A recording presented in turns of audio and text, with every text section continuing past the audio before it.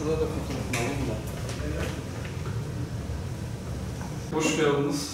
Merhaba, hoş bulduk. Merhaba, hoş geldiniz.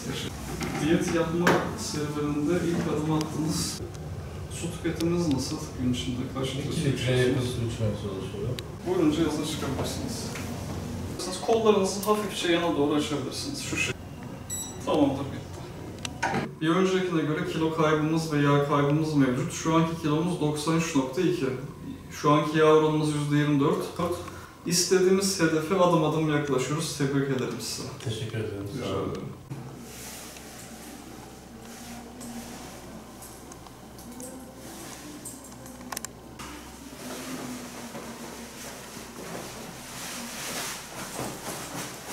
Şey yapmamışım.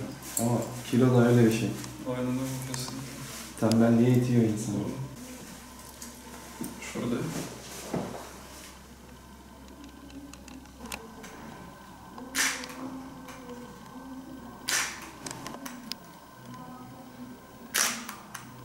Ülkemizde de diğer dünya ülkelerinde olduğu gibi obezite görülme sıklığı gün geçtikçe artmaktadır. Bakanlığımızca yapılan Türkiye Beslenme ve Sağlık Araştırması 2017 çalışma raporuna göre Türkiye'de obezite sıklığı 15 yaş ve üzeri bireylerde, erkeklerde %24.6, kadınlarda %39.1, toplamda ise %31.5 olarak saptanmıştır. İstatistiki göstergelerin bu denli yüksek olduğu obeziteyle savaşı yenmek büyük bir başarı öyküsüdür. Kendimden örnek vermek gerekirse, benim kilo verme serüvenimce aldığım gömleğin bir üst bedeni tercih ettiğim gün başladı. Kilom 92, vücut yağ oranım ise %36, beden kitle indeksim 29'du. Birinci derece kilolu grubundaydım. Gün içerisinde fast food tüketimim mevcuttu ve su tüketimim 1,5 litreydi. Öncelikle bir hafta boyunca besin tüketim kaydı hazırladım. Tükettiğim gıdaları, saatleri ve miktarlarıyla not ettim. Daha sonra kalori hesaplamasına başladım.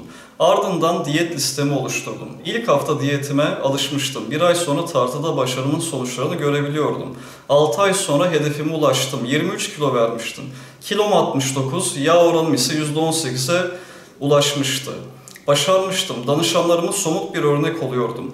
Böylelikle motivasyonları daha da artıyordu. Ben başardım, siz de başarabilirsiniz. Tüm vatandaşlarımızı sağlıklı hayat merkezlerine bekliyorum.